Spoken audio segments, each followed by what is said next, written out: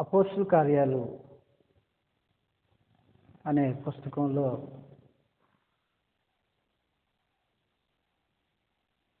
మొదటి అధ్యాయాన్ని మనం చదువుతా ఉన్నాం.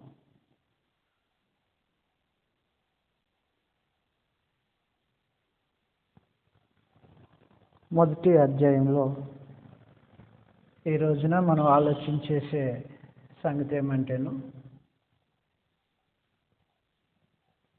తండ్రి యొక్క వాగ్దానం.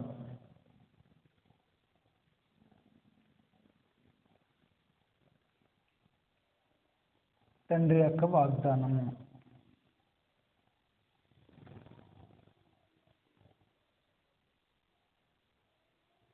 ప్రభువైన యేసు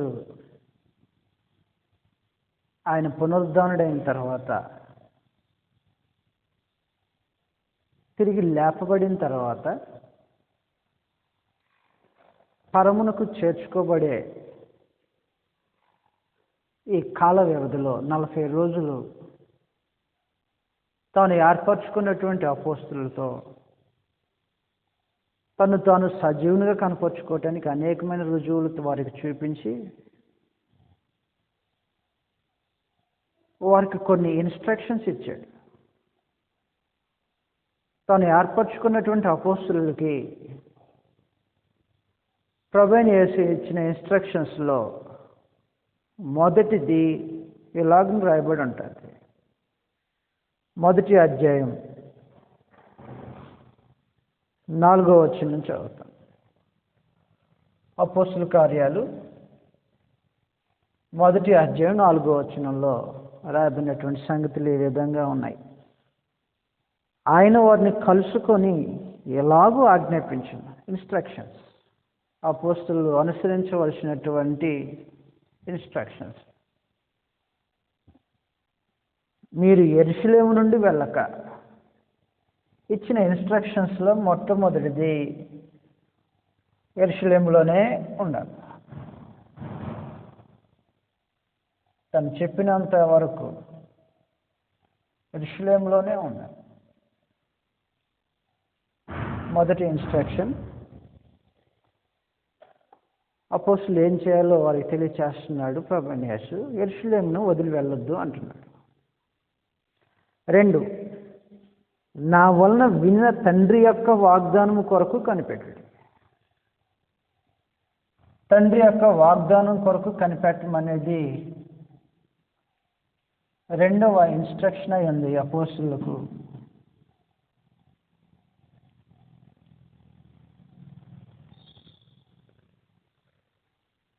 రెండు ఇన్స్ట్రక్షన్స్ ఇచ్చాడు. మొదటిది యెరూషలేమును వదిలి వెళ్ళవద్దని. 2, తండ్రి యొక్క వాగ్దానం ఏదైతే ఉందో దాని కొరకు కనిపెట్టుకుని ఉండండి అని చెప్పేసి.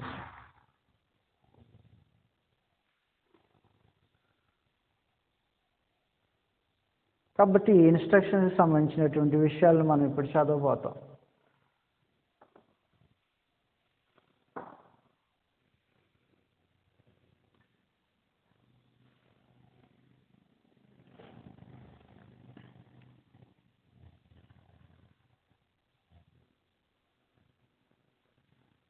తండ్రి యొక్క వాగ్దానం ఏమై ఉన్నది?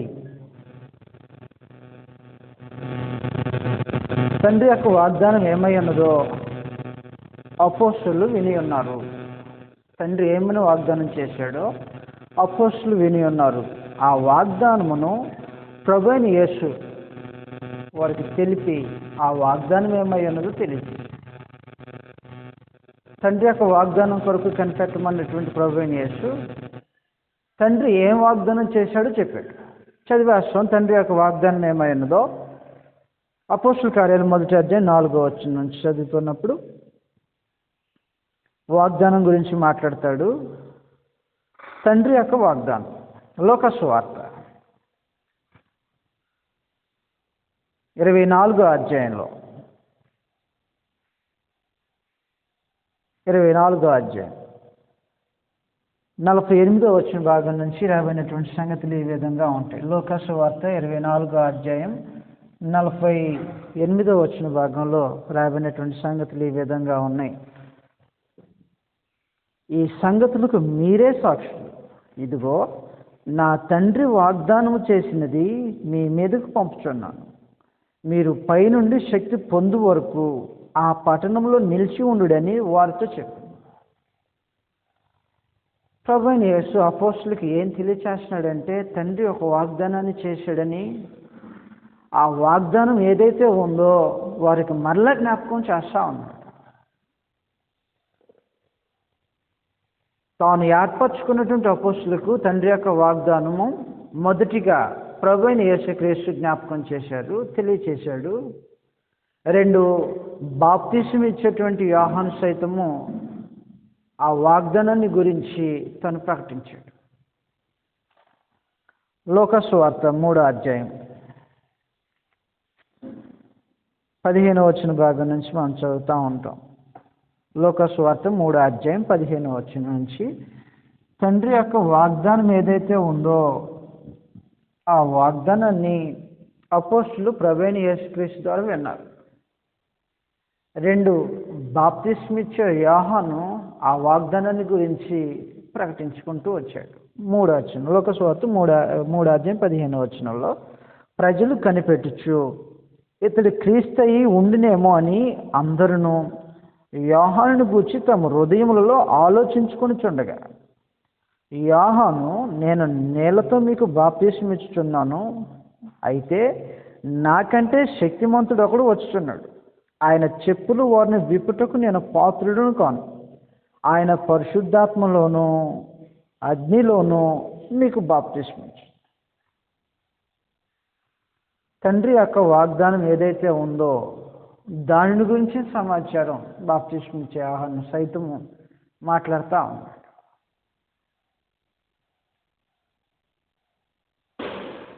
తండ్రి చేసిన వాగ్దానం ఏమంటే ప్రభువైన యేసు అపోస్తులకు తెలియచేయక మునుపు సైతము పరమదేవుడు ఏం చేశాడంటే తన వాగ్దానాన్ని ఆయా కాలాల్లో తన సేవకులైనటువంటి ప్రవక్తలకు తెలియచేసుకుంటూ వచ్చాడు. పరమదేవుని యొక్క మనసు ఎలాగుంటుందంటే తాను సంకల్పించిన దానిని తన సేవకులైన ప్రవక్తలకు తెలియచేయకోకుండా ఏమీ చేయడు. చదివేశ్వం గ్రంథంలో ఈ సంగతులు రాయబడి ఉంటాయి. ఆమోస్ గ్రంథంలో పరమదేవుడు తాను సంకల్పించిన దాన్ని తన ప్రవక్తలైనటువంటి వారికి తెలియచేస్తూ ఉంటాడు.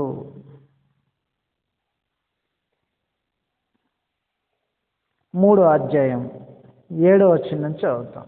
ఆమోస్ గ్రంథం 3వ అధ్యాయం 7వ భాగం నుంచి రాయబడినటువంటి సంగతులు ఈ విధంగా ఉంటాయి. తన సేవకులైన ప్రవక్తలకు తాను సంకల్పించిన దానిని బయలుపరచకుండా ప్రభువైన యెహోవా ఏమీయూ చేయడు. ఆయన నేచర్ అది, ఆయన స్వభావం అది. తాను ఏదైతే సంకల్పించాడో మొట్టమొదటిగా తన ప్రవక్తకు దానికి బయలుపరుస్తాడు. పరమదేవుని దృష్టిలో సర్ప్రైజులు ఉండవు. సహజంగా మనుషులు ఏం చేస్తుంటారంటే భార్యను భర్త ఏదో ఒకటి తీసుకొస్తాడు, సర్ప్రైజ్ అంటాడు. భార్య భర్తను సంతోషపెట్టాలని ఆమె ఏదో తీసుకొస్తుంది, సర్ప్రైజ్ అంటాడు. తెచ్చేవి అటు భార్యకు కానీ ఇటు భర్తకు కానీ ఏం తీసుకొస్తున్న సమాచారం తెలియదు. తెలియకుండా ఉండటం అనేది సర్ప్రైజ్. బిడ్డలేమో తల్లిదండ్రులను సర్ప్రైజ్ చేయటం, తల్లిదండ్రులేమో బిడ్డలను సర్ప్రైజ్ చేయటం. మనుషుల మధ్య సర్ప్రైజ్ ఉందే తప్ప పరమదేవుడు తను సంకల్పించిన దాంట్లో సర్ప్రైజ్లు ఏమీ లేవు. కారణం ఏమంటే తాను ఏం సంకల్పిస్తాడో దానిని తన సేవకులైన ప్రవక్తల ద్వారా బయలుపరుస్తాడు, తెలియచేస్తాడు. తన సేవకులకు తాను ఏం చేయబోతుంటాడో తెలియజేస్తాడు. అందువలన అపోస్తులకు చేసినటువంటి తండ్రి యొక్క వాగ్దానం ఏదైతే ఉన్నదో, ఈ తండ్రి యొక్క వాగ్దానము సర్ప్రైజ్ కాదు. అంతకుముందు ఎన్నడూ లేనటువంటి సమాచారాన్ని ప్రభువైన యేసు అపోస్తులకు తెలియచేసి సర్ప్రైజ్ చేసిన వాడు కాదు. కారణం ఏమంటే ఈ గ్రంథంలో ఉన్న సమాచారం ఈ విధంగా ఉంటుంది. ఓల్డ్ టెస్ట్మెంట్లో, పాత నిబంధనలో తండ్రి యొక్క వాగ్దానం, పరిశుద్ధాత్మ తండ్రి యొక్క వాగ్దానమై ఉన్నాడు. ఈ తండ్రి యొక్క వాగ్దానాన్ని పరమదేవుడు ఆయా కాలాల్లో ప్రవక్తల ద్వారా తెలియచేసుకుంటూనే వచ్చాడు. ఆయా కాలాల్లో ప్రవక్తలకు తెలియచేసుకుంటూ వచ్చాడు. తండ్రి యొక్క వాగ్దానమైనటువంటి పరిశుద్ధాత్మ గురించి పాత నిబంధనలో తన సేవకులైన ప్రవక్తలకు తెలియచేశాడు.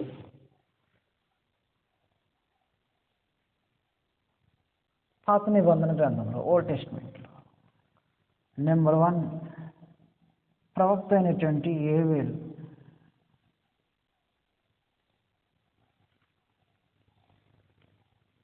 తను సంకల్పించింది, తాను ఏదైతే వాగ్దానం చేయబోతుంటాడో, తండ్రి యొక్క వాగ్దానం అని ఏదైతే క్రొత్త నిబంధనలో పిలువబడుతుంటుందో, ఆ వాగ్దానాన్ని మొదటిగా తన సేవకులైనటువంటి వారికి తెలియచేశాడు. వారిలో ఒకరు ఎవరంటే యోవేలు ప్రవక్త ద్వారా తన సమాచారాన్ని తెలియచేశాడు పరమదేవుడు. చదివేసిన గ్రంథంలో యోవేలు గ్రంథం 2వ అధ్యాయం 28వ వచనం నుంచి రాబడినటువంటి సమాచారం ఈ విధంగా ఉంటుంది. 2వ అధ్యాయం 28వ వచనం నుంచి, తర్వాత నేను సర్వ జనుల మీద నా ఆత్మను కుమ్మరింతును. మీ కుమారులను మీ కుమార్తెలను ప్రవచనములు చెప్పుదురు. మీ ముసలివారు కలలు కందురు. మీ యవనులు దర్శనములు చూతురు. ఆ దినములలో నేను పనివారి మీదను పనికత్తెల మీదను నా ఆత్మను కుమ్మరింతును అని చెప్పి 28వ వచనంలో నా ఆత్మను కుమ్మరింతును అని చెప్పేసి, నేను సర్వజనుల మీద. తండ్రి యొక్క వాగ్దానం, తండ్రి యొక్క వాగ్దానము పరిశుద్ధాత్మ అయి ఉన్నాడు. ఈ పరిశుద్ధాత్మను ఏం చేయబోతున్నాడు అంటున్నాడంటే సర్వజనుల మీద, యోవేలు ప్రవక్త ద్వారా. నెంబర్ 2 యెషయా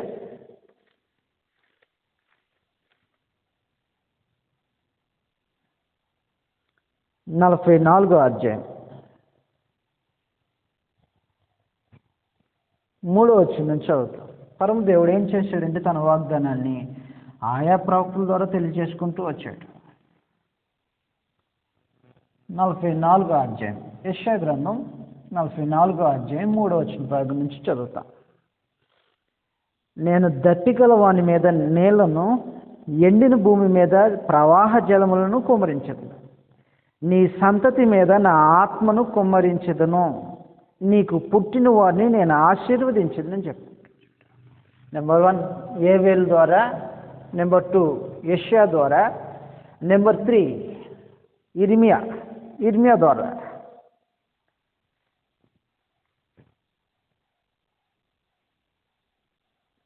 యెహెజ్కేలు గ్రంథాన్ని చదువుతా. యెహెజ్కేలు గ్రంథం 36వ అధ్యాయం 26వ వచనం నుంచి చదువుతాం. యెహెజ్కేలు. అందువలన పరమదేవుడు సర్ప్రైజులు చేయట్లా, సర్ప్రైజులు చేసేవాడు కాదు ఆయన. అప్పటికప్పుడు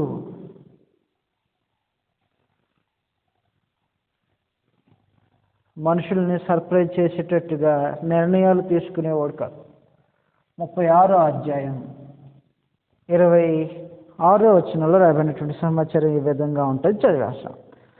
నూతన హృదయము మీకు ఇచ్చేదను, నూతన స్వభావం మీకు కలుగ చేసేదను. రాతి గుండె మీలో నుండి తీసివేసి మాంసపు గుండెని మీకు ఇచ్చేదను. నా ఆత్మను మీ మీద ఉంచి నా కట్టడలను అనుసరించు వారిగాను నా విధులను గైకొని వారిగాను మిమ్మల్ని చేసేదను అని చెప్పేసి, నా ఆత్మను మీ మీద ఉంచి భవిష్యత్తులో ఏం జరగబోతుందో తెలియచేస్తా ఉన్నాడు. అందువల్ల పాత నిబంధనలో తన సేవకులైన ప్రవక్తల ద్వారా సమాచారాన్ని తెలియజేసుకుంటూనే వచ్చాడు. నెంబర్ 4, జకర్యా 12వ అధ్యాయం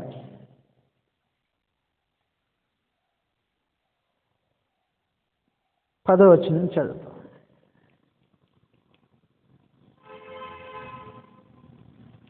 12వ అధ్యాయం 10వ వచనం కొంచెం స్పీడ్గా మనం చదువుతానికి ప్రయత్నం చేస్తాం. 12వ అధ్యాయం 10వ వచనంలో, దావీదు సంతతి వారి మీదను యెరూషలేము నివాసుల మీదను కరుణ నొందించు ఆత్మను, విజ్ఞాపన చేయు ఆత్మను నేను కుమ్మరింపగా వారు తాము పొడిచిన నా మీద దృష్టించి, ఒకడు తన యొక్క కుమారుని విషయమై దుఃఖించినట్లు, తన జ్యేష్ఠపుత్రుని విషయమై ఒకడు ప్రలాపించినట్లు అతని విషయమై దుఃఖించుచు ప్రలాపిస్తారు. దావీదు సంతతి వారి మీదను యెరూషలేము నివాసస్తుల మీదను కరుణ నొందించు ఆత్మను, విజ్ఞాపన చేయు ఆత్మను నేను కుమ్మరింపగా. తండ్రి యొక్క వాగ్దానం ఏదైతే ఉన్నదో పాత నిబంధనలో ఆయా కాలాల్లో ఆయా ప్రవక్తల ద్వారా పరమదేవుడు తెలియచేసుకుంటూనే వచ్చాడు. ఈ సమాచారం ఏం చేశాడంటే తన వాగ్దానాన్ని క్రొత్త నిబంధనకు వచ్చేసరికి క్రొత్త నిబంధన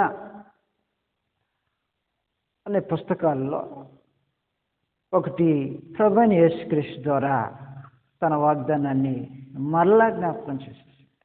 తండ్రి యొక్క వాగ్దానం అని అన్నాడు. దీనినే బాప్తిస్మిచ్చే యోహాను సైతము మాట్లాడుకుంటూ వచ్చేసాడు. నేనైతే నీళ్ళలో బాప్తిస్మం ఇస్తున్నా, కానీ మరొకటి మీకు వాగ్దానం చేయబడినటువంటి మరొకటి సంగతి ఉంది,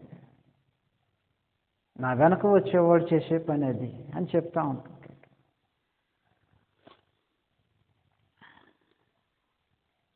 ప్రభువైన యేసు ఈ తండ్రి యొక్క వాగ్దానాన్ని గురించి మాట్లాడేటప్పుడు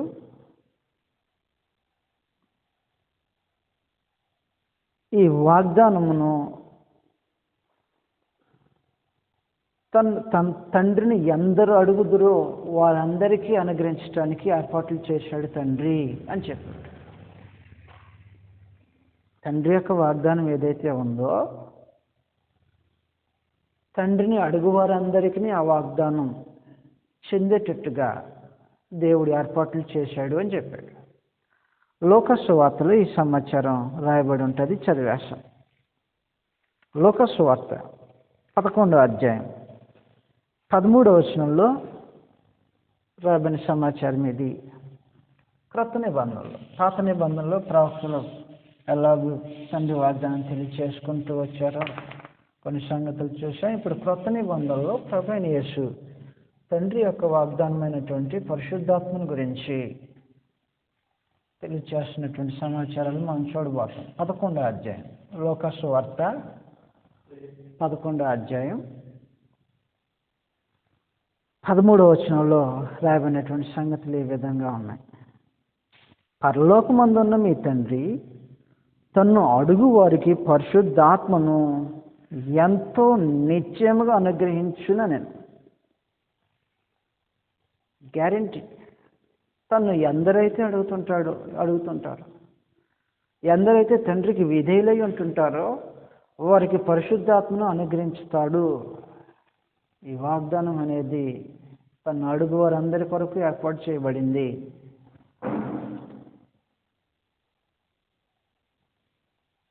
ఈ పరిశుద్ధాత్మ తండ్రి యొక్క వాగ్దానం అయి ఉంటే పరిశుద్ధాత్మ ఎలాగో నా అపోస్తలులకు సహకారి అయి ఉంటాడో ప్రభువైన యేసు చెప్పిన వాటిని సమస్తమును జ్ఞాపకము చేస్తూ ఉంటాడో, లోకమును గూర్చి, లోక విషయమై, పాపమును గూర్చి, నీతిని గూర్చి, తీర్పును గూర్చి ఎలాగ ఒప్పింప చేశాడో,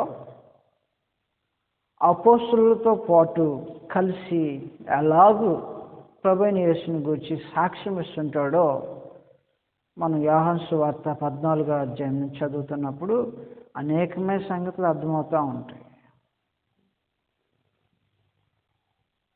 ఆయన వారితో ఆదరణకర్తగా ఉంటాడని, సహకారిగా ఉంటాడని, తాను ఏం బోధించాడో వాటిని మరలా తిరిగి జ్ఞాపకం చేసేవాడుగా ఉంటాడని, లోక విషయంలో పాపమును గురించి, నీతిని గురించి, తీర్పును గురించి ఒప్పింప చేస్తాడని, తన గురించి అపోస్తలులతో పాటు కలిసి సాక్ష్యం ఇచ్చేవాడుగా ఈ వాగ్దానానికి సంబంధించినటువంటి ఏదైతే ఉందో పరిశుద్ధాత్మ ఆయన చేసే పని అదే ఉంటుంది అని చెప్తా ఉంటుంటాడు. అందువలన ప్రభువైన యేసు ఈ వాగ్దానం కొరకు ఎదురు చూడండి.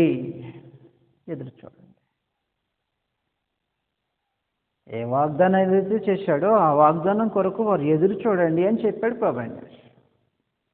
యెరూషలేమును వదిలి వెళ్ళొద్దు. Instruction number 1. యెరూషలేమును ఎందుకు వదిలి వెళ్ళొద్దు అంటున్నాడంటే, ప్రభువైన యేసు జన్మించడానికి ముందు, ఆయన జన్మకు ముందు సుమారుగా 1000 సంవత్సరాల క్రితం యెరూషలేముని దావీదు ఏం చేశాడంటే ఇశ్రాయేలీయుల యొక్క మెయిన్ సెంటర్గా, వర్షిప్ ప్లేస్గా మార్చేసేసాడు, మలిచేసేసాడు. దాన్ని రిలీజియన్ సెంటర్గా మార్చేసేసాడు.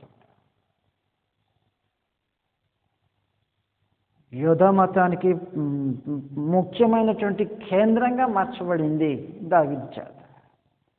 ప్రభువైన యేసు జన్మించడానికి ముందు సుమారు 1000 సంవత్సరాల వెనక జరిగినటువంటి సంగతి. అందువలన ఈ యెరూషలేమును ఆయా నియామక కాలాలు నియమించబడి ఉన్నాయి. వారు అనుసరించడానికి ధర్మశాస్త్ర చట్టాన్ని అనుసరించి వారు ఏమేమి కార్యక్రమాలు జరిగించాలో ఆ జరిగించడం కోసం పరమదేవుడు ఏం చేశాడంటే ఒక స్థలాన్ని ఏర్పాటు చేసుకున్నాడు. భక్తిపరులు ఆ నియామక కాలాల్లో ఆ స్థలాలకు వచ్చేవారు, తప్పక వచ్చేవారు. బూదిగంతాలకు వారు చెదిరిపోయి ఉన్నప్పటికీ వారు ఏం చేసేవారంటే తాను నియమించుకున్న నియామక కాలంలో ఆ స్థలం సెంటర్కి వచ్చేసేవారు. ద్వితీయోపదేశకాండం 11వ అధ్యాయాన్ని మనం చదివినప్పుడు ఈ సంగతులు చాలా తేటగా అర్థమవుతూ ఉంటాయి. వారు ఏమి చేయదలుచుకున్నా తాము కోరుకున్న స్థలంలో కాకోకుండా తాను ఏ స్థలాన్ని అయితే చూపించాడో, ఏర్పరచుకున్నాడో, నియమించుకున్నాడో ఆ స్థలానికే సమస్తమును వారు జరిగించడానికి రావాలి.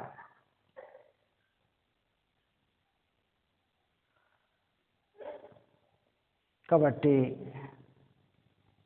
ఆయా స్థలాల నుంచి యెరూషలేములోకి మనుషులు రాబోతూ ఉంటుంటారు. కారణం ఏమంటేను అది పస్కా కాలం. ప్రభువైన యేసు చనిపోయిన తర్వాత మరలా ఇంకొకటి పెంతెకోస్తు అనేది మరలా రాబోతుంది. కాబట్టి ఈ వ్యవధిలో ఈ స్థలాన్ని వదిలి వెళ్ళొద్దు అని కోరుకుంటున్నాడు, ఇన్స్ట్రక్షన్స్ చేస్తున్నాడు. ఆ స్థలాన్ని వదిలి వెళ్ళొద్దు అని చెప్పి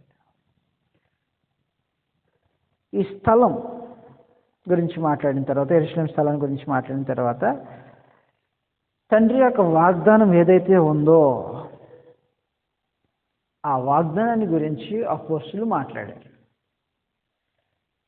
మొదటిగా ప్రవక్తలు, రెండవదిగా ప్రభువైన యేసు, మూడవదిగా బాప్తిస్మిచ్చే యోహాను, నాలుగవదిగా అపోస్తలులు తండ్రి యొక్క వాగ్దానాన్ని ఎక్స్టెన్షన్ చేసి మాట్లాడారు. అది వరంగా ఇవ్వబడబోతున్నది తండ్రి యొక్క వాగ్దానం. అపోస్తలులు తాము బోధించే బోధలో మానవ జాతికి ఎంతో దీవెనకరమైనటువంటి సంగతులు మాట్లాడారు.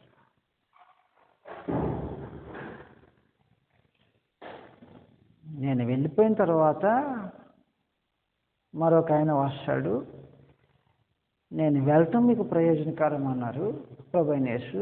ఎందుకంటే ఆదరణకర్త అనగా పరిశుద్ధాత్మ, ఈయన తండ్రి యొక్క వాగ్దానమై ఉన్నాడు. ఈ వాగ్దానము కేవలం ఇశ్రాయేలీలకో లేకపోతే అపోస్తలులకో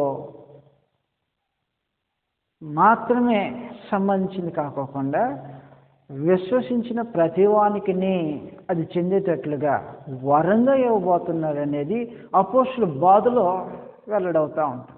మనందరికీ తెలిసినట్టుగా అపోస్తుల కార్యాలు 2వ అధ్యాయంలో ఈ సంగతులు పేతురు గారు మాట్లాడుతూ ఉంటారు. చదువుతాం 39వ వచనంలో, ఈ వాగ్దానము పరిశుద్ధాత్మను మీకు వరమును పొందుదురని పైన చెప్పేసిన తర్వాత, ఈ వాగ్దానము మీకును, అక్కడ కూడా ప్రామిస్ అంటున్నాడు. ఈ ప్రామిస్ ఏ వాగ్దానాన్ని గురించి అయితే ప్రభువైన యేసు వారిని యెరూషలేములో ఉండమన్నాడో ఆ వాగ్దానానికి సంబంధించిన సమాచారం మరలా అపోస్తులు ఏం చేస్తున్నారంటే దాన్ని ఎక్స్టెన్షన్ చేసి మాట్లాడుతూ ఉన్నారు. 39వ వచనంలో, ఈ వాగ్దానమును మీకును మీ పిల్లలకును దూరస్తులందరికీ అనగా ప్రభువైన యేసు ప్రభువైన మన దేవుడు తన యొద్దకు పిలిచిన వారందరికీ చెందునని వారితో చెప్పారు. ఇది మాకు మాత్రమే సంబంధించింది కాదు అని అపోస్తులు తాము మాట్లాడినటువంటి సంగతులు ఆ విధంగా ఉంటాయి. కాబట్టి పరిశుద్ధాత్మ తండ్రి యొక్క వాగ్దానమై ఉన్నాడు.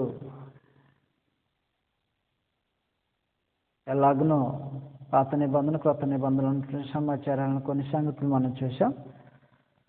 4 కేటగిరీలుగా తన వాగ్దానాన్ని పరమదేవుడు తెలియచేసుకుంటూ వచ్చాడు. ప్రవక్తలని, క్రీస్తు ప్రభువు అని, బాప్తిస్మం ఇచ్చే యోహానాన్ని, అపోస్తుల ద్వారా ఈ వాగ్దానానికి సంబంధించిన సమాచారాన్ని తెలియచేసాడు. ప్రభువైన యేసు గ్రంథంలో తెలియచేసుకుంటూ వచ్చాడు.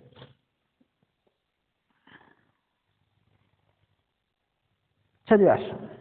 అపోస్తుల కార్యాలు 2వ అధ్యాయం 5వ వచనంలో, తండ్రి యొక్క వాగ్దానం కొరకు కనిపెట్టడి అని అన్నాడు. పరిశుద్ధాత్మ గురించి మనం ఆల్రెడీ డిస్కషన్ చేశాం కాబట్టి ఆ వాగ్దానం ఏదైతే ఉందో దాన్ని కొంత సమాచారంతో ముగించేస్తున్నాం. 5వ వచనంలో కొన్ని సంగతులు ఈ విధంగా ఉంటాయి. అపోస్తుల కార్యాలు 1వ అధ్యాయం 5వ వచనంలో, యోహాను నీళ్లతో బాప్తిస్మం ఇచ్చిన కానీ 8:33 5వ వచనంలో, 1వ అధ్యాయం 5వ వచనంలో, యోహాను నీళ్లతో బాప్తిస్మం ఇచ్చిన కానీ కొద్ది దినములలోగా మీరు పరిశుద్ధాత్మలో బాప్తిస్మం పొందుదురు అని. జాగ్రత్తగా గమనించవలసిన సంగతులు ఈ విధంగా ఉంటాయి. ఇక్కడ 2 సంగతులు మాట్లాడుతూ ఉన్నాడు. మొదటి సమాచారంలో నీళ్లతో బాప్తిస్మం అన్నాడు.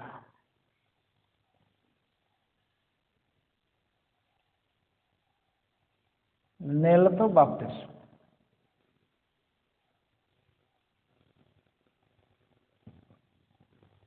రెండవది, కొద్ది దినములలోగా మీరు పరిశుద్ధాత్మలో అనే దాన్ని పుట్టినట్లు ఏం చెప్పాడంటే పరిశుద్ధాత్మతో బాప్తిస్మం.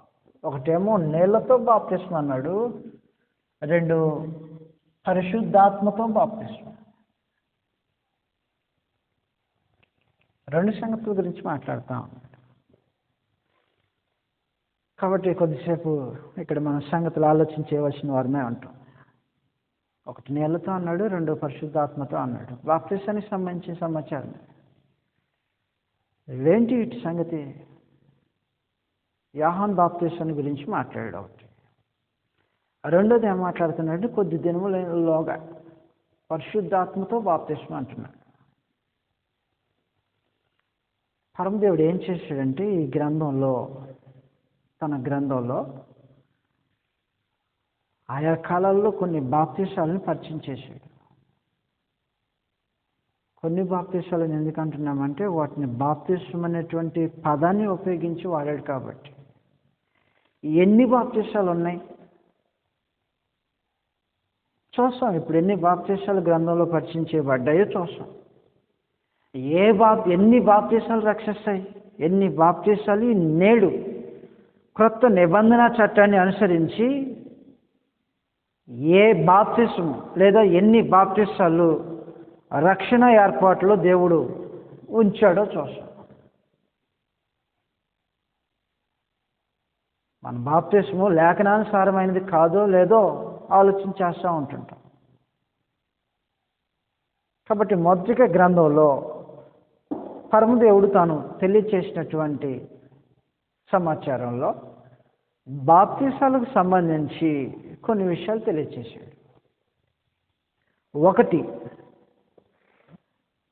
బాప్తిసాలు గ్రంథంలో రికార్డ్ చేయబడినటువంటి బాప్తిసాలు, దీన్ని ఏమంటారంటే టైప్స్ ఆఫ్ బాప్తిజమ్స్. అంటే దీంట్లో కూడా రకాలు ఉన్నాయంటే ఉన్నాయి. డిఫరెంట్ బాప్తిజం ఉంది అని చెప్పేసి గ్రంథంలో. ఎలాగనైతే లోకంలో వేరు, లోకం జోలికి పోవట్లేదు, కానీ లోకం జోలి మనకు అవసరం లేదు. గ్రంథంలో ఉన్నంత వరకు ఆలోచన చేసి సరిపోతుంది. మొదటి సమాచారం,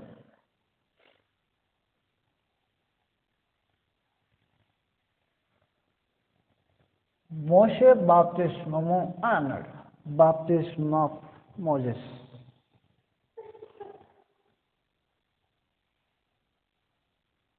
ఇది ఇశ్రాయేలు జనాంగం కొరకు ఒక రోజున పరమదేవుడు సముద్రంలో వారిని నడి సముద్రం, ఎర్ర సముద్రం నుంచి వారిని బయటికి తీసుకొచ్చేటప్పుడు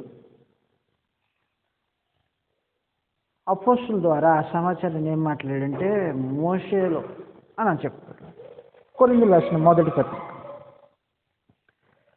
10వ అధ్యాయం మొదటి వచనం నుంచి చదువుతాం. కొరింథీయులకు రాసిన మొదటి పత్రిక 10వ అధ్యాయం మొదటి వచనం నుంచి రాబడినటువంటి సంగతులు ఈ విధంగా ఉంటాయి. సహోదరులారా, ఈ సంగతి మీకు తెలియకుండా నాకు ఇష్టం లేదు. అదేదనగా మన పితరులందరూ మేఘము క్రింద నుండి వారందరూ సముద్రములో నడిచిపోయారు. అందరూ మోషేను బట్టి మేఘములోను సముద్రములోను బాప్తిస్మము పొందిరి అని చెప్పారు. మోషేను బట్టి, ఎలాగైతే యోహాను బాప్తిస్మం అని గ్రంథంలో తెలియచేయటం జరుగుతూ ఉంటుందో, మోషేను బట్టి స్కాలర్స్ ఎలాగో ఉపయోగించారంటే దీన్ని మోషే బాప్తిస్మం అన్నారు. అపోస్తలుల కార్యాలు 19వ అధ్యాయం మనం చదివినప్పుడు అక్కడ ఏం చెప్తుంటాడంటే అపోస్తలుడు అక్కడ ఉన్నటువంటి ఎఫెసీయులు చదువుతాం ఒకసారి. అపోస్తలుల కార్యాలు 19వ అధ్యాయంలో యోహాను బాప్తిస్మం అని సపరేట్గా మాట్లాడుతూ ఉంటుంటారు. 19వ అధ్యాయంలో 3వ వచనం, 19వ అధ్యాయం 3వ వచనం. అప్పుడు అతడు, అలాగైతే మీరు దేనిని బట్టి బాప్తిస్మం పొందితిరని అడగగా వారు యోహాను బాప్తిస్మమును బట్టియే అని చెప్పి పర్టికులర్గా ఎలాగైతే యోహాను బాప్తిస్మం అని మాట్లాడారో గ్రంథంలో స్కాలర్స్ ఉపయోగించిన విధానం మోషే బాప్తిస్మం అని అన్నారు. ఎర్ర సముద్రం మధ్యన ఇశ్రాయేలు జనాంగం నడుచుకుంటూ ఐగుప్తును దాటి వస్తున్నప్పుడు, ఐగుప్తును వదిలి వెళ్ళిపోతున్నప్పుడు ఇరుప్రక్కల నీరు, సముద్రపు నీరు, పైన మేఘంలో నీరు, మధ్యలో వీరిని పెట్టేసి బయటకు తీసుకొచ్చేసి దీన్ని ఏమన్నాడంటే మోషేను బట్టి. మనం చదివినట్టుగా 10వ అధ్యాయంలో కొరింథీయులకు రాసిన మొదటి పత్రిక 10వ అధ్యాయంలో మోషేను బట్టి అనే దానికి ఫుట్నోట్లో మోషేలోను అని చెప్పి. కాబట్టి నెంబర్ 1 మోషే బాప్తిస్మము అని చెప్పబట్టడం జరుగుతూ ఉంటుంది. పండితులు దాన్ని ఆ విధంగా తెలియజేశారు. నెంబర్ 2, ఇప్పుడు మనం చదివినట్టుగా యోహాను బాప్తిస్మం.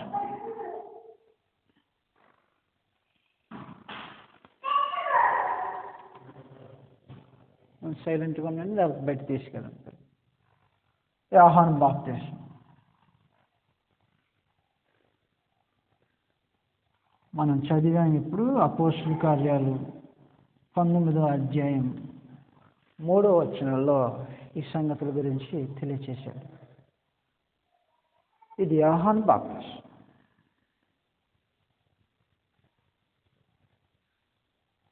ఒకటేమో మోషే బాప్తిసం అని తెలియచేశారు గ్రంథంలో, 2 యోహాను బాప్తిసం అన్నాడు. ఈ యోహాను బాప్తిసం మనకి సువార్త రచనలో కూడా కనిపిస్తూ ఉంటుంటాడు. మారు మనసు నిమిత్తం అంటుంటా ఉంటుంది. మత్తయి సువార్త 3వ అధ్యాయం మనం చదివినప్పుడు, లోక సువార్త 3వ అధ్యాయం మనం చదివినప్పుడు, యోహాను సువార్త 1వ అధ్యాయంలో మనం చదివినప్పుడు ఈ సంగతులు మనకు తెలియజేస్తూ ఉంటుంటాడు. యోహాను బాప్తిసం. నెంబర్ 3, అపోస్తలుల కార్యాలు 1వ అధ్యాయం 5వ వచనంలో రాసినట్టుగా పరిశుద్ధాత్మ బాప్తిసం. పరిశుద్ధాత్మ బాప్తిసం.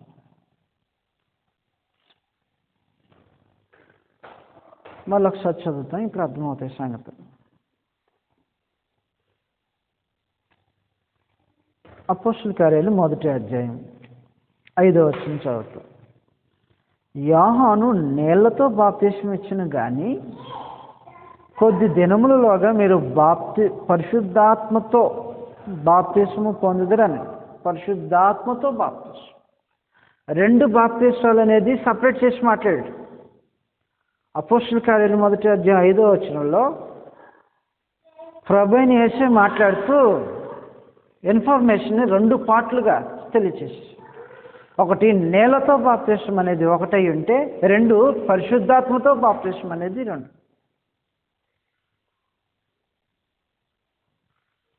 పరిశుద్ధాత్మతో. ఈ పరిశుద్ధాత్మతో బాప్తిసాన్ని గురించి క్రొత్త నిబంధనలో రచనల్లో యోహాను సువార్త మత్తయి సువార్త 3వ అధ్యాయంలో తెలియచేశాడు. బాప్తిసం ఇచ్చే యోహాను ఏమంటాడంటే, నేను మీకు నీళ్ళతో బాప్తిసం ఇస్తున్నాను, కానీ మరొక ఆయన వస్తాడు కదా నా వెనక వచ్చే ఆయన నాకంటే గొప్పవాడు, ఆయన చెప్పుల వారిని విప్పుటికైనా నేను యోగ్యుని కాదని చెప్పే ఈ క్రమంలో ఆయన మీకు పరిశుద్ధాత్మతోనూ అగ్నితోనూ అని చదువుతాం. మత్తయి సువార్త 3వ అధ్యాయం. అందువలన ఎన్ని విధాలుగా బాప్తిసం చర్చించబడిందో గ్రంథంలో చూస్తూ ఉన్నాం. 3వ అధ్యాయం 14వ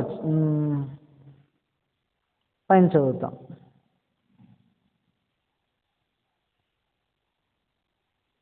11వ వచనం నుంచి చదువుతాం. మారు మనసు నిమిత్తము నేను నీళ్లలో మీకు బాప్తిసం ఇచ్చుచున్నాను, అయితే నా వెనక వచ్చేవాడు నాకంటే శక్తిమంతుడు, ఆయన చెప్పులు మోయుటకైనను నేను పాత్రుని కాను, ఆయన పరిశుద్ధాత్మలోను. ఇగో మాట్లాడు, పరిశుద్ధాత్మ బాప్తిసం. అక్కడితో ఆగకోకుండా అగ్నితోనూ మీకు బాప్తిసం ఇచ్చు.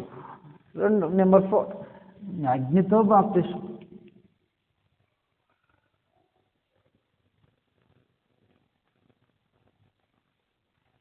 మత్తయి సువార్త 3వ అధ్యాయం 11 నుంచి మనం చదివినప్పుడు ఎక్కడ 2 బాప్తిసం ఇచ్చే యోహానే మాట్లాడుతూ ఉంటుంటాడు. 2 బాప్తిసాల గురించి మాట్లాడుతుంటాడు. ఒకటి పరిశుద్ధాత్మ బాప్తిసం అన్నాడు. యోహాను ఏమంటాడంటే అగ్నితో బాప్తిసం అంటాడు. ఆయన పరిశుద్ధాత్మతోనూ అగ్నితోనూ బాప్తిసం అంటాడు. పరిశుద్ధాత్మతో బాప్తిసం.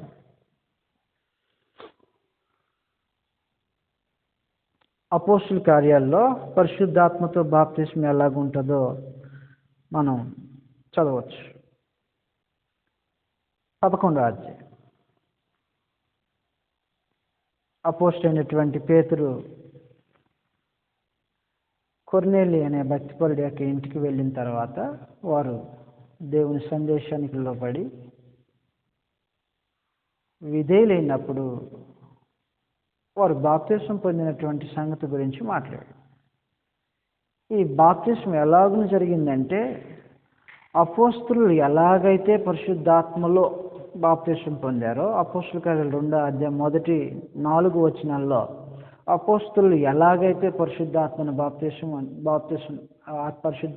బాప్తిసం పొందారో వీళ్ళు కూడా, అన్ని జనులైనటువంటి వీళ్ళు కూడా అదే క్రమంలో పొందారు అంటాడు.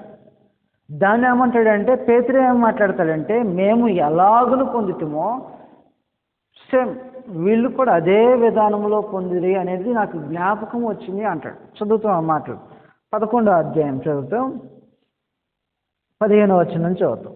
11వ అధ్యాయం, అపోస్తుల కార్యాలు 11వ అధ్యాయం 15వ వచనంలో. 11వ అధ్యాయం 15వ వచనం. నేను మాట్లాడనారంభించినప్పుడు పరిశుద్ధాత్మ మొదట మన మీదికి దిగిన ప్రకారము అపోస్తుల కార్యాలు 2వ అధ్యాయం మొదటి నుంచి చదివినప్పుడు ఉంటారు కదా, ఆ సంగతి మాట్లాడుతూ ఉన్నాడు. మొదట మన మీదికి దిగిన ప్రకారము వారి మీదికి దిగిన. అప్పుడు యోహాను నీళ్లతో బాప్తిసమిచ్చెను గాని మీరు పరిశుద్ధాత్మలో బాప్తిస్ము పొందురని ప్రభు చెప్పిన మాట నేను జ్ఞాపకము చేసుకొంటిని అని అన్నాడు. యోహాను అయితే నీళ్లతో బాప్తిసం ఇచ్చిన కానీ మీరు పరిశుద్ధాత్మతో బాప్తిసం తీసుకుంటారనే మాట ఇప్పుడు నాకు జ్ఞాపకం వచ్చింది. ఇది ప్రభు చెప్పాడు కదా, మీరు యెరూషలేము నుంచి వదిలి వెళ్ళొద్దు అన్నప్పుడు ఎందుకు వదిలి వెళ్ళొద్దు అంటున్నాడు అంటే, తండ్రి యొక్క వాగ్దానం కొరకు కనిపెట్టుకొని ఉండండి అన్నాడు. ఈ తండ్రి వాగ్దానం కొరకు కనిపెట్టుకొని మీరు ఉంటే యోహాను నీళ్లలో బాప్తిసం పొందినట్టు కాకోకుండా పరిశుద్ధాత్మతో బాప్తిసం అని మాట్లాడి ప్రభు యేసు. ఆ బాప్తిసం ఎప్పుడైనా జ్ఞాపకం వస్తుందంట అపోస్తలుడైనటువంటి పేతురుకి. ఎలాగనైతే అన్ని జనులు సువార్తకు లోబడి విధేయత చూపిస్తే పరమదేవుడు పక్షపాతి కాదని, తాము ఎలాగైతే పరిశుద్ధాత్మలో బాప్తిసం పొందారో వీరును అలాగనే పొందుతారని ప్రభువైన యేసు చెప్పిన మాట జ్ఞాపకం వచ్చిందంట. పరిశుద్ధాత్మలో బాప్తిసం అనే సంగతి అప్పుడు జ్ఞాపకం వచ్చిందంట. అందువలన నెంబర్ 4 అగ్నితో బాప్తిసం అన్నాడు. నెంబర్ 5 శ్రమ పట్టబడినటువంటి బాప్తిసం. ద బాప్తిజం ఆఫ్ సఫరింగ్ అని అంటాడు. లోక సువార్తలో ఈ సంగతుల గురించి మాట్లాడాడు. ఇదొక బాప్తిజం. గ్రంథంలో దాన్ని అలాగూ ఉపయోగించాడు ఆ పదాలను. నెంబర్ 5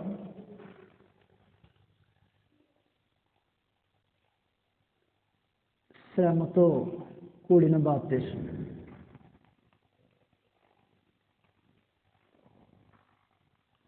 లోక సువార్త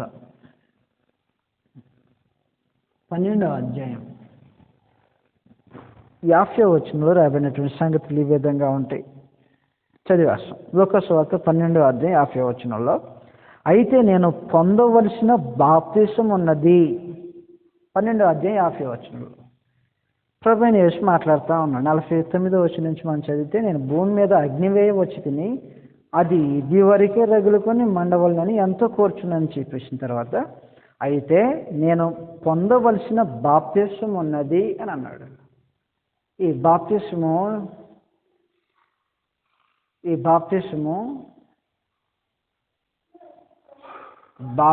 ఇచ్చే యోహాను ద్వారా పొందే బాప్తిసం గురించి మాట్లాడాడా ప్రభువైన యేసు? కాదు. కారణం ఏమంటేనో అప్పటికే ప్రభువైన యేసు బాప్తిసం ఇచ్చే యోహాను ద్వారా బాప్తిసం పొందేసేసాడు. లోక సువార్త 3వ అధ్యాయం 20-21 వచ్చిన భాగాల్లో మనం చూసినప్పుడు ప్రభువైన యేసు అప్పటికే బాప్తిసం ఇచ్చే యోహాను ద్వారా బాప్తిసం పొందేసేసాడు. మరి ఇప్పుడేం మాట్లాడుతున్నాడు? నేను పొందవలసిన బాప్తిసం ఉన్నది అంటున్నాడు. మరొకటి, ఇది దేనికి సూచనగా మాట్లాడంటే సఫరింగ్, తను పొందబోతున్నటువంటి శ్రమలు, మరణానికి సంబంధించి.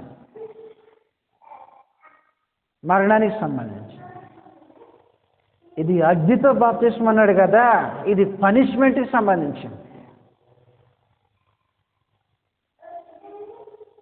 తమ పాపముల విషయమై ఎవరు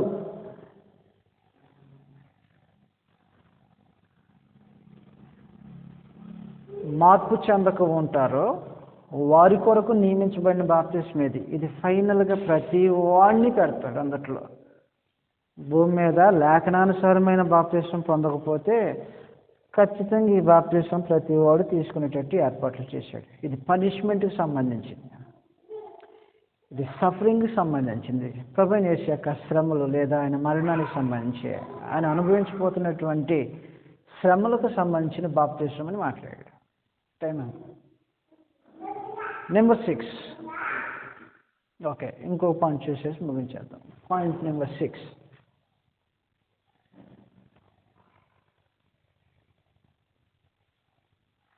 ప్రభు చేత ఆజ్ఞాపించబడిన బాప్తిసం. ప్రభువైన యేసు ద్వారా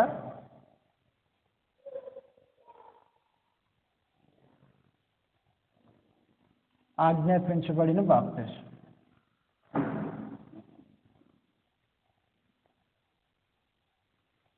ప్రభువైన యేసుక్రీస్తు ద్వారా ఆజ్ఞాపించబడిన బాప్తిసం. దీన్ని మత్తయి సువార్త 28వ అధ్యాయం 19వ వచన భాగం నుంచి మనం చూడొచ్చు. ప్రభువైన యేసు ఆజ్ఞాపించినటువంటి బాప్తిసం. ప్రతిదానికి వ్యత్యాసం మనం చూడండి. ఏ కేటగిరీకి ఆ కేటగిరీకి సంబంధించిన సమాచారం ఉంటుంది. మత్తయి సువార్త 28వ అధ్యాయం 19వ వచనంలో, కాబట్టి మీరు వెళ్ళి సమస్త జనులను శిష్యులుగా చేయండి, తండ్రి యొక్కయు కుమారుని యొక్కయు పరిశుద్ధాత్మ యొక్కయు నామములోనికి వారికి బాప్తిసం ఇచ్చుచు అని అన్నాడు. యోహాను అయితేనేమో నీళ్లతో బాప్తిసం అంటాడు. మరికొన్ని చోట్ల ఏం మాట్లాడాడంటే పరిశుద్ధాత్మతో బాప్తిసం అంటాడు. ఇప్పుడు ప్రభువైన యేసుక్రీస్తు ద్వారా ఆజ్ఞాపించబడినటువంటి బాప్తిసంలో 2 ఇన్వాల్వ్ అయి ఉంటాయి.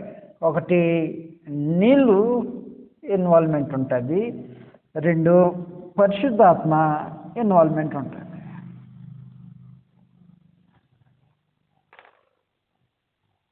పరిశుద్ధాత్మ ఇన్వాల్వ్మెంట్ కూడా ఉంటుంది. ప్రభువైన యేసు ఆజ్ఞాపించబడినటువంటి ఆయన ద్వారా ఆజ్ఞాపించబడినటువంటి ఇక్కడ మళ్ళీ మనం చూసినప్పుడు 3 అధికారాల కింద తీసుకోవాల్సిన బాప్తిసం అయి ఉంటుంది.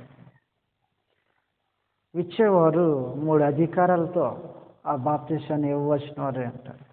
తండ్రి యొక్కయు కుమారుని యొక్కయు పరిశుద్ధాత్మ యొక్కయు నామములోనికి బాప్తిసం ఇచ్చారు. 3 అధికారాలకు సంబంధించినటువంటి. ఇక్కడెక్కడ ఈ పాయింట్ తగలుతాం. ఈ సంగతుల్లో ప్రభువైన యేసు ఆజ్ఞాపించిన బాప్తిసం రూపంలో తగలుతాం. దీంట్లో 2 ఇన్వాల్వ్మెంట్ అయి ఉంటాయి. ఒకటి నీరు, 2 బాప్తిసం పరిశుద్ధాత్మ. ఈ సంగతులు క్రొత్త నిబంధనలో మనం ఎలా చూడగలుగుతామంటే, ఐథియోపియుడైనటువంటి నపుంసకుడు యెరూషలేమునకు ఆరాధన చేసి తిరిగి వెళ్ళే క్రమంలో ఫిలిప్పు అతను కలుసుకొని లేఖనాలను అనుసరించి సువార్తను ప్రకటించినప్పుడు ప్రభువైన యేసుని దేవుని కుమారునిగా తాను విశ్వసించి బాప్తిసం పొందుతాడు. నీళ్ళు అని మాట్లాడుతూ ఉంటాడు. ఇగో నీళ్ళు అంటాడు. కాబట్టి నీళ్ళు పరిశుద్ధాత్మ. బాప్తిసం పొందిన ప్రతి వాడికి పరిశుద్ధాత్మ అనేది వరంగా అనుగ్రహించబడుతుందని అపోస్తలుల ద్వారా పరమదేవుడు బయలుపరిచాడు. అందువలన ఈ రోజున ఏ బాప్తిసం మానవ జాతి యొక్క రక్షణ కొరకు ఏర్పాటు చేయబడిందంటే ఉన్న 6 కేటగిరీలో ఏది అన్నీయా, లేకపోతే దీంట్లో ఒకటి మాత్రమేనా ఈరోజు? అందుకని అపోస్తలులు ఏం మాట్లాడారంటే బాప్తిసం అనేది ఒక్కటే అని మాట్లాడారు. ఎఫెసీ రాసిన పత్రిక 4వ అధ్యాయం 4వ వచనం నుంచి మనం చదివినప్పుడు తండ్రి ఒక్కడే, ప్రభువు ఒక్కడే, విశ్వాసం ఒకటే, నిరీక్షణ ఒకటే, శరీరం ఒకటే, బాప్తిసం కూడా ఒకటే అని మాట్లాడారు. ఎందుకు ఒక్కటే అని మాట్లాడారు? నేడు క్రొత్త నిబంధన చట్టాన్ని అనుసరించి దేవుని ఏర్పాటులో మానవాళి రక్షణ కొరకు విధించబడినటువంటి బాప్తిసం ఒక్కటే. ఇది ఆ ఒక్కటైన బాప్తిసం. కొన్ని సంగతులు నెక్స్ట్ క్లాస్లో క్లియర్గా చూడబోతాం వీటి విషయమై. పరిశుద్ధాత్మతో బాప్తిసం అనేది ఈ రోజున మనం బాప్తిసం తీసుకున్నప్పుడు కూడా మనకి కన్ఫెస్ అదా దిగొచ్చినట్టు, పరిశుద్ధాత్మ మన మీద దిగొచ్చినట్టు. అలాగనే అని ఏదైనా కేసులు ఉన్నాయా, గ్రంథంలో అలాంటి కేసులు ఏమైనా ఉన్నాయా, ఉంటే ఈ రోజున అలాంటి కేసులు ఎందుకు లేవు అనే సంగతులు దేవుని చిత్తమైతే మరొక వారంలో మనం చూడబోతాం. అందువల్ల ఈ రోజున మనం ఆలోచన చేసే సంగతి ఏమంటేనో తండ్రి యొక్క వాగ్దానం. పరమదేవుడు ఏం చేశాడంటే తను వాగ్దానం చేసి తన వాగ్దానాన్ని మొదటిగా ప్రవక్తల ద్వారా, 2 ప్రభువైన యేసుక్రీస్తు ద్వారా, 3 బాప్తిస్మిచ్చే యోహాను ద్వారా, 4 అపోస్తుల ద్వారా తన వాగ్దానాన్ని గురించి సమాచారాన్ని మాట్లాడాడు. తండ్రి యొక్క వాగ్దానము పరిశుద్ధాత్మ. అందువలన ప్రభువైన యేసు ఏం మాట్లాడాడంటే యెరూషలేమును వదిలి వెళ్ళొద్దు అన్నాడు. ఎందుకు వదిలి వెళ్ళొద్దు అంటే యోహాను అయితే నీళ్ళతో బాప్తిసం ఇచ్చాడు, కానీ మేము పరిశుద్ధాత్మతో బాప్తిసం మీరు పొందబోతున్నారు కొద్ది దినాల్లోగా అని అన్నాడు. అసలు ఇంతకీ ఈ 2 బాప్తీసాలని వ్యత్యాసం వచ్చినందువలన అసలు గ్రంథంలో ఎన్ని బాప్తీసాల గురించి సమాచారం దాఖలు చేయబడిందంటే నెంబర్ 6 కేటగిరీలకు సంబంధించినటువంటి సంగతులు చర్చించబడ్డాయి. ప్రతి దానికి స్పెషలైజేషన్, దేనికి దానికే, అన్నీ ఒకటి కాల్సింది. అగ్నితో బాప్తిసం అంటాడు, పరిశుద్ధాత్మతో బాప్తిసం అంటాడు, నేను పొందవలసిన బాప్తిసం అంటాడు, యోహాను బాప్తిసం అంటాడు, మోషేను బట్టి మోషే ద్వారా తీసుకున్న బాప్తిసం అంటాడు. నెంబర్ 6 ప్రభువైన యేసు ఆజ్ఞాపించినటువంటి బాప్తిసం. ఈ బాప్తిసాన్ని గురించి మాట్లాడినప్పుడే ఒక్కటే బాప్తిసం అంటాడు. ఇవి కాదా ఇప్పుడు అమల్లో ఉన్నవి చల్లో. ఇది కాకోకుండా ఈ 5 కేటగిరీలకు సంబంధించి తీసుకున్నా, ఒకవేళ ఈ 5 కాకుండా ఇంకొక కేటగిరీలో తీసుకున్నా చెల్లేది కాదు. అది మునిగావంటే నీళ్ళల్లో మునిగి బయటకు వచ్చావు. ఈ ఏర్పాట్లో ఉన్నటువంటి బాప్తిసం కాకపోతే నీ బాప్తిసం లేఖనానుసారమైందై ఉండదు.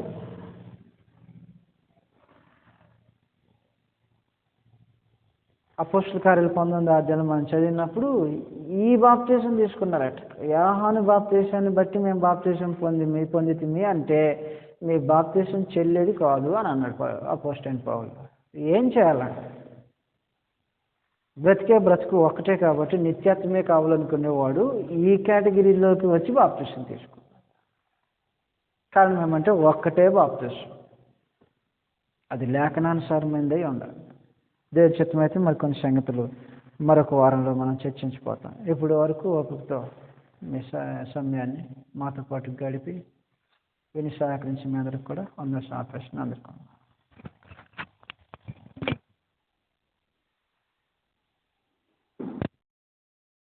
అందరికన్నా